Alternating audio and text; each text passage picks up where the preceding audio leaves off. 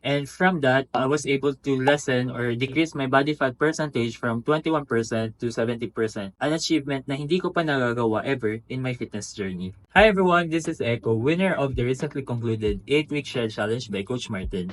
Bago sa pagsali sa program na to, katulad niyo, madami din akong struggles and challenges in terms of losing weight, especially losing body fat in my belly area. But upon joining this program, I was able to learn proper nutrition tips and techniques and also be able to correct my exercises form.